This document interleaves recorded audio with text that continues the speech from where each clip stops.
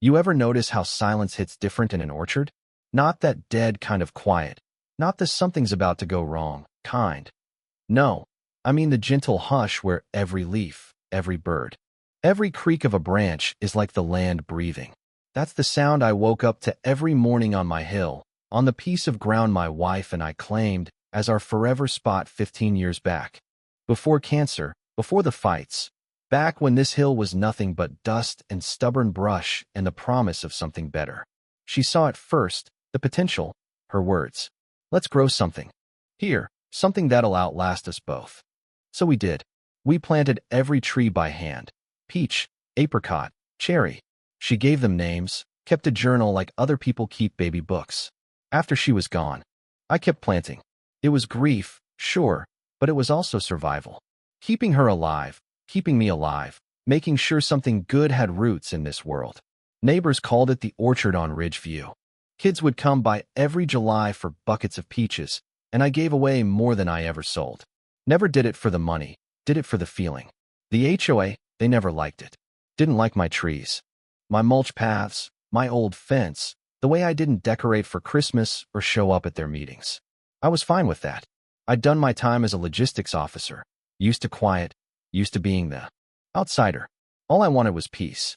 But then Karen moved in. You know the type. Big glass box at the top of the ridge, everything manicured in white, not a single blade of grass out of place. She called it sophisticated. Meant she had the best view in the neighborhood, except for my orchard. And she wanted more. She wanted unobstructed. I remember her making a joke about the hill being overgrown during a July barbecue. I didn't laugh. A few months later, I got the first letter on fancy letterhead, accusing me of violating CCNRs about visual harmony. I shrugged it off. Then came another, certified this time. Then another, each one stacking up like kindling. Suddenly, I'm getting notices on my fence, in my mailbox, even rolled into the handle of my truck. And then a summons. Walk into the rec hall. Karen's up there in all white, clipboard at her hip like a sheriff. So glad Mr. Raines could join us. Loud enough for the world to hear. That's when I got it. This wasn't about landscaping, not really. I was the outsider, the widower, the guy with the wild hill who didn't trim his grass with nail scissors or wave at wine tastings. I didn't fit the brochure version they wanted to sell. But the orchard? That was mine.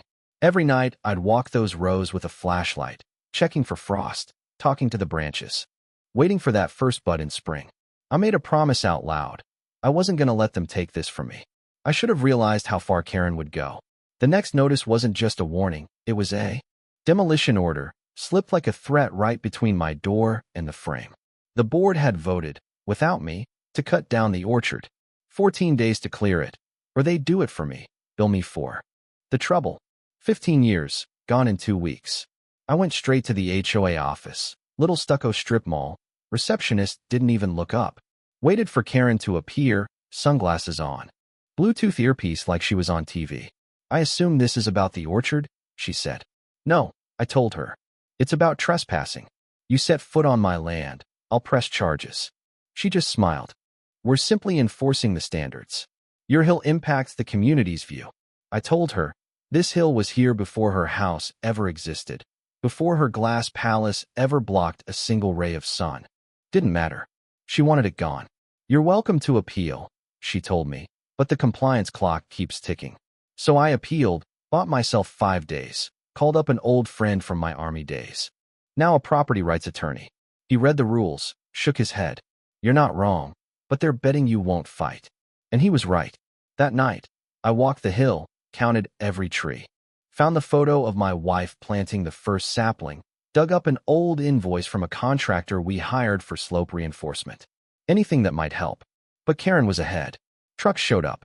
Early, unmarked, men with chainsaws drinking coffee, parked just out of sight, just enough to let me know what was coming. I called the police. Officer said it was a civil matter. I felt that old feeling, like being overseas, when decisions came down from people who never set foot on your ground. I made a vow, right there, to hold the line. It happened just after dawn. I heard the saws, dropped my coffee, ran barefoot up the hill. 3 men in vests inside my fence. Karen standing behind the split rail, arms folded, sunglasses reflecting the sky. I yelled, "You're on private property. Two men froze. One kept going. I got between them and the next tree. You touched that bark, you answered to me. One laughed, said they had authorization. I pointed at the survey marker. Told them again. Then the chainsaw started up. Something inside me snapped. I shoved the guy. Not hard, but enough. Karen threatened to call it assault. I told her the appeal was still active. She shrugged, told me the board's clock doesn't stop. So I called 911, loud enough for everyone to hear, and started filming. The workers didn't like that. Karen didn't care. 14 minutes later, the sheriff showed up. He read my paperwork, saw my appeal was active, told Karen's crew to leave until things were sorted out. Karen wasn't happy. For trees were already down, dozens more marked. With tape, the ground looked like a battlefield, sap bleeding, fruit crushed, roots exposed. I wasn't beaten. Not yet. I gathered evidence, took photos, filed letters, dug into county records. Found an old easement on my slope, a clause encouraging reforestation, predating the HOA itself. My attorney lit up. This is gold. I went public, reached out to the local gazette. Janine, the reporter, showed up, took photos, ran the story front page. The neighborhood rallied. Maria brought banana bread. Earl the veteran sent his legal binder. Others joined. Karen's power cracked. I replanted. This time with help. A wall of fast-growing evergreens, denser, tighter, legal and protected by city, state, and environmental law. The city's urban forestry team backed me. Karen fumed, filed complaints, but the board started to fracture. My neighbors got bolder, joined my new restoration circle, pushed back in their own ways. It was quiet resistance, not with protests, but with paperwork and planting, using the system better than the board ever could. Karen's last card was a lawsuit, hostile landscape design, visual obstruction, psychological distress. Court day. She showed up with attorneys and a stack of regulations. My side. Letters, permits, community support, the law itself. The judge saw through it. Case dismissed, my project ruled lawful and even. Commendable. The neighbors celebrated, planting wildflowers, naming every tree. The board changed, the rules changed, even Karen changed by leaving. Now I walk that hill every morning. Through rows of green that stand taller than me, roots sunk deep into the ground, branches waving in the wind like old friends. It's not just an orchard anymore, not just a wall, not even just mine.